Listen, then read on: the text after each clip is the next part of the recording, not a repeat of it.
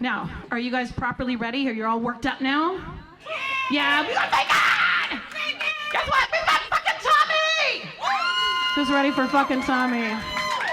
That's right, you guys. 25 minutes uninterrupted comedy genius by none other than your favorite Tommy Thomason!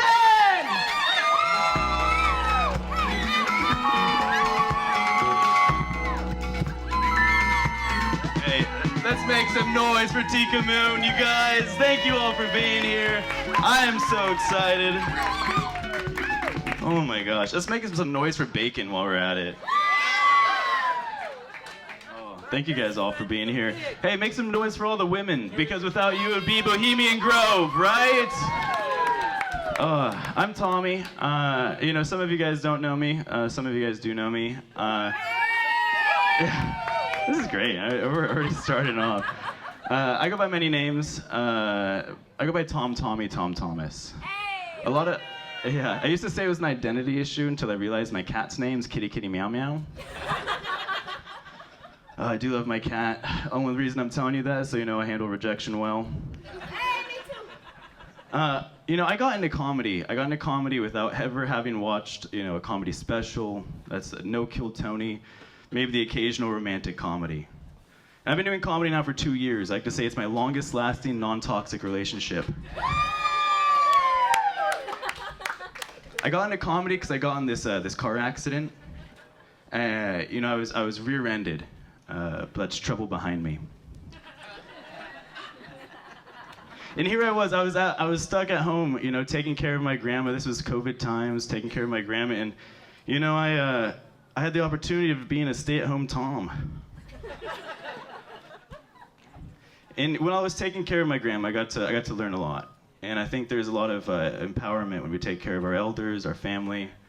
I got to learn about, my own past. I'm 8th generation Californian. I am hella Californian.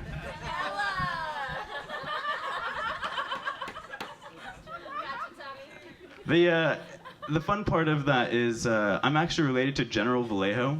Yet I'm so white you wouldn't expect to see me in Vallejo.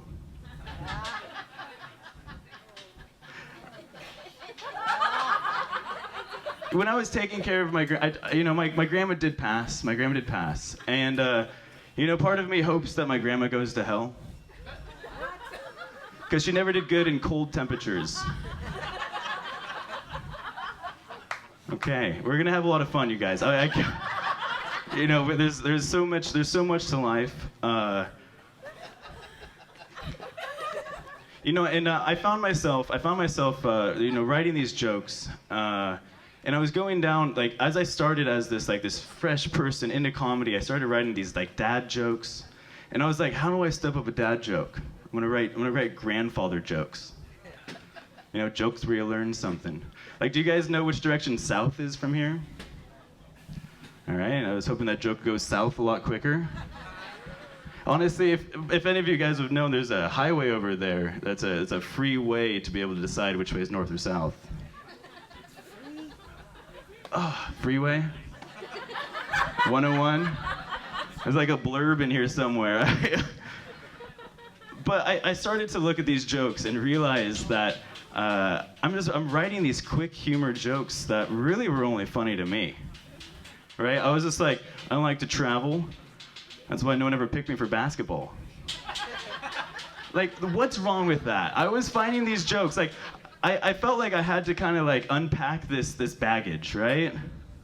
What this baggage was these jokes that needed to be brought into longer form. Because reality is, I love to travel. I've actually been to 17 different countries. I've actually been around the world, but I only say that to piss off flat earthers.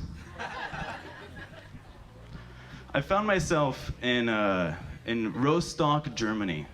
Rostock, Germany is in the northeastern part of Germany. And I was there, and I was the only person who spoke English for miles. You guys ever been in a place where nobody wanted to talk to the same language as you, right? You guys ever been on a first date before? Sorry, let's start there. And so here I am in this country, and I don't speak the language.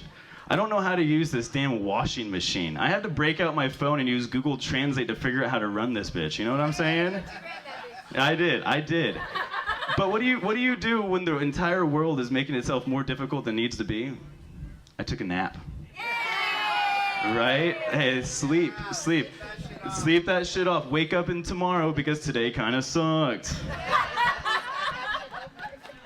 So I took a nap. And I woke up, and there was a towering dude who was about 6'4", 6'7". He leans over and asks me, "Have you ever seen scary movie Hostel?" I'm not shitting you. And like honestly, if your guys' buttholes tightened at that point in time, so did mine. I was like, "Whoa, where are we? I don't speak the language." Yeah. Why is this the first thing I have to understand in a different country?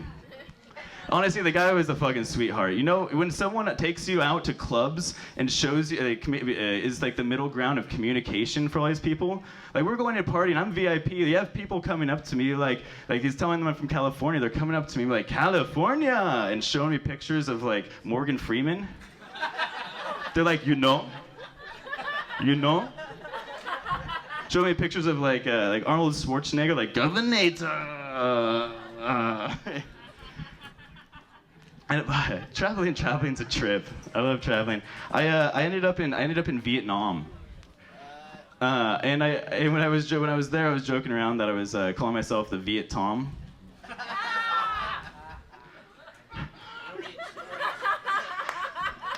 But I was there and I was teaching English. I was volunteering, and I lived at this school, and they used to call me Mr. Tom. And the guy who ran the program, his name was Mr. Sun. And Mr. Sun was this gentleman that whenever anything was brought up, it was traditional, right? We're smoking hemp. He's like, "It's traditional." We're getting shit-faced on rice wine. He's like, "It's traditional." He passes me the opium, and he's like, "It's traditional." But wherever we go, people change. People are different. Cuisines are different. Like Italy didn't always have the tomato, right? Did you guys know that? 5,000 years ago, Italy all of a sudden was introduced to the tomato. It changed their world. All of a sudden now all of their dishes include tomato, right? Thailand didn't always have the peanut. The peanut is so popular in Thailand, now even the women have peanuts.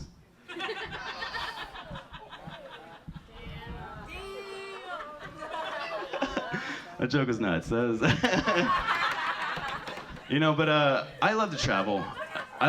When I was traveling, I learned how to say shit in 10 different languages. Like Shaba, which is South Korean.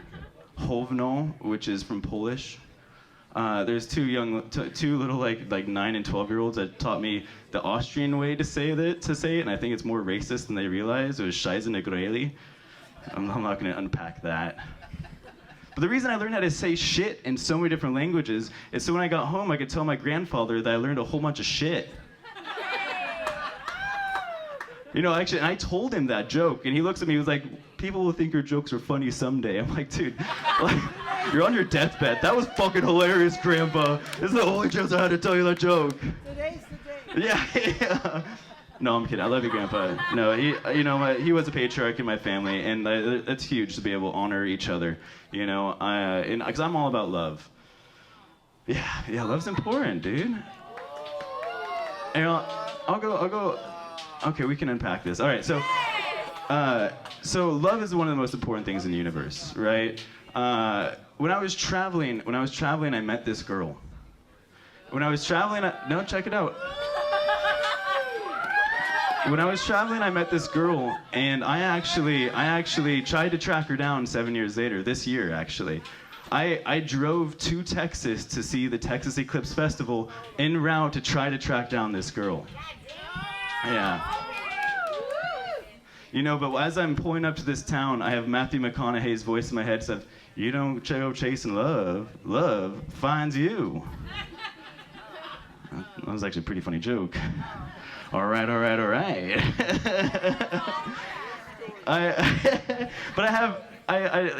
Traveling is a part of it, I did. I do enjoy going to festivals. Festivals are a huge part of my life because of like the sharing of energy, how people put themselves in a collective space. We're here. This is community. This is uniting. And so for my 33rd birthday, I went to a festival, and I started looking at all the festivals I went to. I went to, Oregon Eclipse Festival. I went to Texas Eclipse. I went to Reggae on the River. My first festival. Which is this weekend. I walked by this dude with a bag of ice on his head, and like, what are you doing with the ice on your head? He's like, to keep cool under pressure, man. I'm like, fuck, this is why I like festivals, right? I went to Shambhala, which is a festival up in Canada. And then, yeah, hell yeah. Yeah, and like here I am high on acid, like in this forest with a bunch of other people, and I go ahead and snap my fingers and lightning comes down and lights a tree on fire. We're like, what do we do? It's like, I think this happens in Canada pretty frequently. But it all comes back to this idea of love, and what we can believe in. Like when I was younger, I was in Christianity, Catholicism, right? And it's good. It's good. It teaches you things. It teaches you morals. Actually, it was funny. I was with my friend Pop Tart recently, and we're in the car, and he's talking about this girl, and he's like, Jesus. I was like, is that good Jesus or bad Jesus? Like, what is bad Jesus? He turns like water into Rolling Rock. Bad Jesus is a carpenter. He's just not a good carpenter. Bad Jesus is a white guy who prefers to be called Jesus.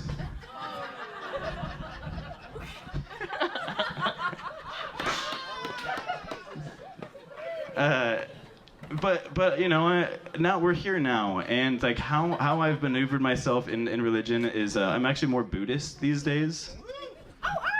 And Buddhist all comes down to this center, of like where we stand on this plane and how we involve ourselves and how we look to take care of each other and ourselves. It all comes down to this this metaphor or something that's on this field, and it's called Shambhala. I went to the festival, but it's also this inner place. But I'm 33 and single. So I'm thinking about going to Muslim. Like 72 virgins to Shambhala this ding dong. Oh, this is so good, you guys.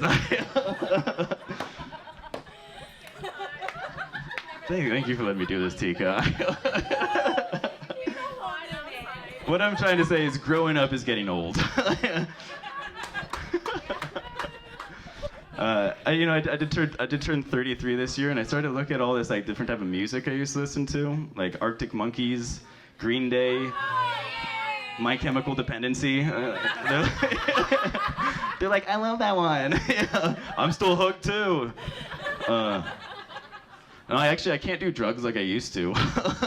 I woke up the other day, and like I'm on like the wrong couch in the wrong house, and I don't know where my knuckle went. Like, everyone's safe. No one. I thought that was just me. Oh man. Fuck, Tika. How we doing? Honestly, at this point, I'm interested in buying time because I feel like I actually have so much more. Like, I'll pay you a dollar a minute. I'll pay you to let me hang out. Okay, that's good. So yeah, it's good. Actually, it's a great spot to be. So I live on a hippie commune. I live. There's a tip jar right here. Yeah. Marijuana. I forgot what I was talking about. It's Friday, but it's not Friday. I want the weed that guy's smoking.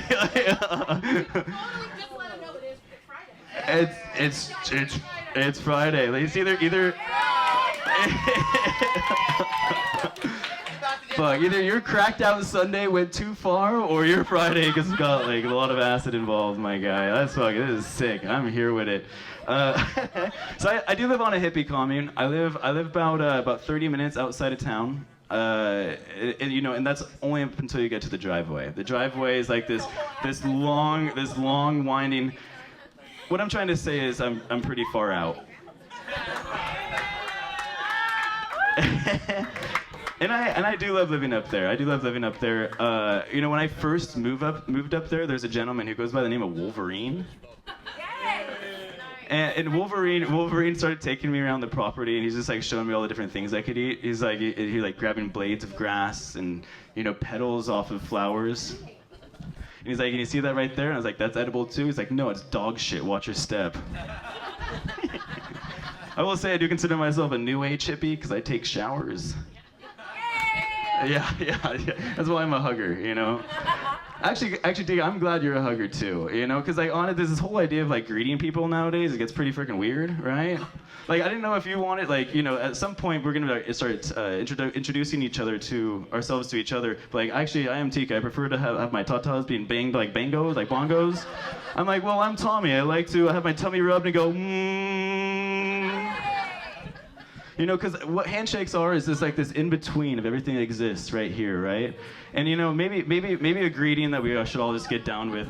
Because you know, I know you're a friend of mine if you walk up to me and just are just like, just all the way out, right? That's how I know you're my friend, right? You get weird. I'm here to get weird. Fuck! Get fucking weird! Oh, I'm not autistic, but I want to be. Right? Like whenever someone's asking me about like drinks at the bar, like how much their drinks cost, I'm like 8 times 3. There's a fucking pterodactyl, a fucking comet coming crashing down to the earth. I'm like, I can't believe it's not ADHD. Living up on this hippie commune, I definitely was having some breathing issues because there's mold going on in my room. I just moved out, got back in my room actually within last week. But because of it, I quit vaping, right? It's a big deal. Clap. This is a big fucking deal. I quit vaping. But for some reason, I find that I'm too white to say I can't breathe. Okay. It's fine. I won't repeat it. I tell that joke to try to find the blue eye energy of the group. Blue eye energy is the opposite of big dick energy. You're just sensitive about everything. Like, do you guys hear the? Do you guys hear the one about the racist blind guy? No. He said he hates how everybody is black. I told that joke at a bar, and one of the comedians on the show, he was actually blind, and he came up to me and told me afterwards he didn't see where I was coming from. I will tell you this though, I definitely offered him mushrooms, hoping that he would see something. I'm not even kidding, dude. I was like halfway through me doing this, I'm like, oh, you're dumb. Yeah, I'm just going back to love. That seemed like you guys tightened up a little bit talking about drugs and whatnot. Right? Talk about drugs. Yeah, love's cool. So so I moved up on this hippie commune, and this girl moved up there, and at the moment I was celibate, right? Celibate, and this is a joke where I don't go after anything. Celibate's a joke where I don't go after anything. Okay, so, and I was celibate at that point for a year, and a year. You guys are all fucking high, dude. Do you guys, you just play fucking a dumb game of telephone, like, hello, mom? Yeah, you're not my real mom. Like, fuck, dude. And I told this girl I was celibate, you know, and you know what she told me within 5 minutes? She was like, I'm now gonna go celibate too. And that's when my panties got wet, you know? This mound that I stood on that I was so proud for a year, turns out it's because I wasn't getting any anyways. Damn. I'm not even celibate anymore. Now I just say it so I can sell a bit. These dad jokes fucking go hard, dude. Yeah, wordplay is much like foreplay. In the end, I'm the only one getting off, and it's leaving everybody else wanting for more. That's how foreplay works, right, Tika? I'll call you later. No, honestly, I'm happy to be alive in this time and space. so I quit vaping, you know, and just life gets weird sometimes. You know, what do you guys do when you're not feeling good? Is there anything that you guys like, you know, do you call your mom and ask for some soup? No? Whippets. Watch that TV. That's fun. It's like watching Judge Judy is like, I feel so much better that I'm not on that TV show complaining about my life. Oh. I went out and bought myself slippers. Yeah, that's and you know, I was like, I'm gonna take care of what Tommy needs. You know, but I bought slippers that were too small for my feet. And you know, I keep on almost like rolling my ankle, and honestly, they're comfortable as shit though. And then I looked on the side and it says Grateful Dead, and it's like, no wonder I've been tripping so hard. Gotcha! Oh, lordy, lordy, lordy. Oh, you can hear me? Oh yeah, no, I'm pretty sure everyone can hear you guys. She's over here going, woo! You're over here. Yeah. Oh God. Silence. As much as I can hear you like this. That's what's going on. I do love living on this hippie commune though, because like everyone's an individual. Everyone's an individual, and that's kind of like the most fun thing up there. Like the conspiracy theorists, you know, he's always worried about people talking about him, right? Actually, one of my favorite people up there is Mary Ann. She's like this 79-year-old New Jersey lady. You know, and she's like, she's a little caught up on watching those YouTube videos that are telling her that everyone's gonna die right now. And so I just keep on trying to give her something to live for. So whenever I take a shower at the main house, I try to show her a little extra leg, right? You gotta take care of the elderly, right? Why do you think my grandma loved me so much? No, I'm saying.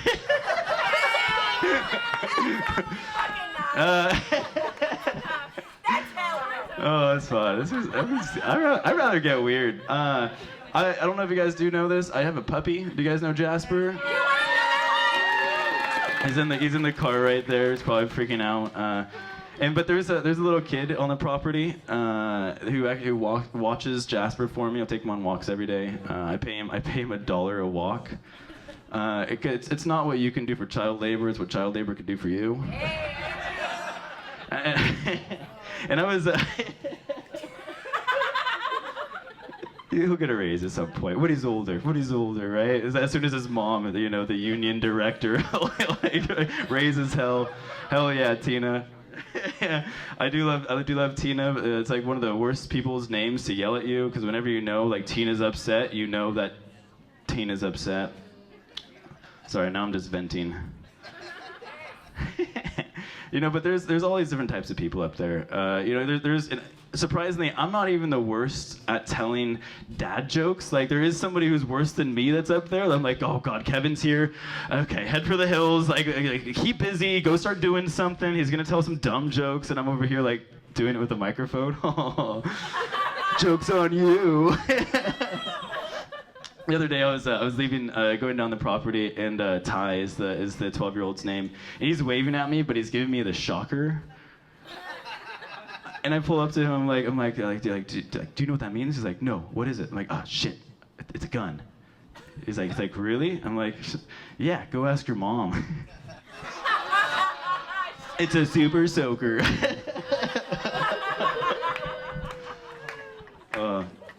I do live. So this property I live on, it's 42 acres, which is one of the reasons why I got Jasper. He's my puppy. And in case you didn't know, I was a hippie. Jasper is actually just a crystal. That's what I named him after, because that name rocks. Duh. And but I live on this property, and like 7 minutes behind where I live is the Bohemian Grove. There's 3,200 acres or more, and it's pretty cool to be able to, like, you know, start hiking up, and all of a sudden you're walking along this trail, you know, where you start seeing these stone statues with owls on them. Yeah, it's a hoot. I'm just having fun. Honestly, I do work at a Barrel Proof Lounge. I helped open that place, and honestly, the most important part about that place is what it offers to people. You know, whether it's like music, comedy, or just like a space to be able to kind of get away as weirdos. You know, and honest, like the owner Casey put so much time and energy into it. Like he even like let his subscription for OnlyFans expire because he said that place comes first.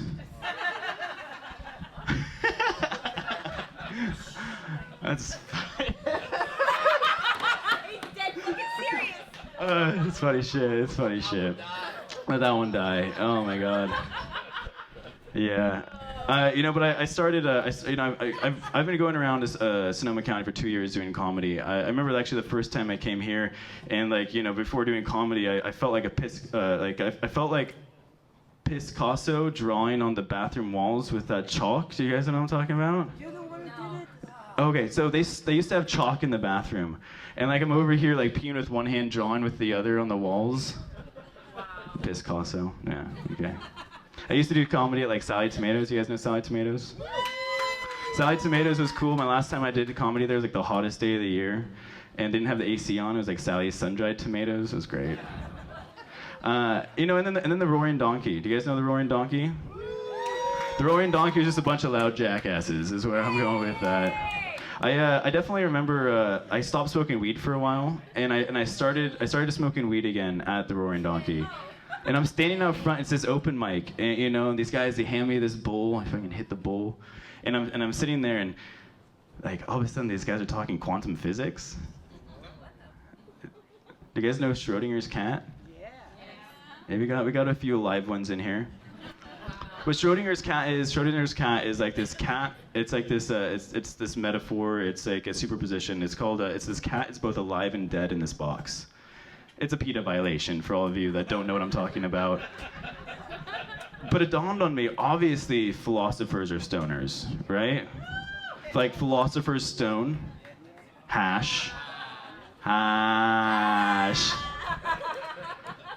You got to picture Schrodinger's walking into this space, and he's his mom's coming into the room, and she's like, where's the cat? He's like, this is in the box. Is it alive? I don't know. What did you feed it?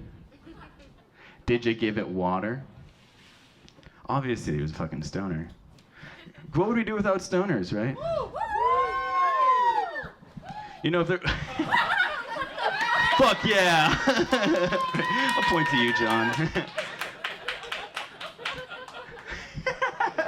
Thank you, Bob, for the weed. So obviously, Schrodinger was a stoner. Because if stoners weren't real for some reason, it wouldn't have been Schrodinger's cat. It would have been the other pussy. It would have been Schrodinger's nut. Because when a guy sees a girl, he's both banged her and been rejected by her, all without having said anything before. It's quantum physics. That might be a hard nut to swallow, but that's my superposition, and I appreciate you guys getting stimulated with me during this comedy set. I think I did get the light, so I'm gonna leave you guys with this. When did marijuana become an extreme sport? It's your friend asks you if you want to get high and breaks out a blowtorch. Do you want to get high? Do you want to get aggressively fucking high? He's no, I'm gonna have a panic attack. She said, yeah, you're on the side, actually, I'm gonna have a panic attack the way God intended. You guys, I'm Tom Thomas. I'm gonna dab out of here. Thank you guys so much for supporting comedy, for supporting Tika Moon. Thank you, Ben. Thank you guys. I appreciate you all.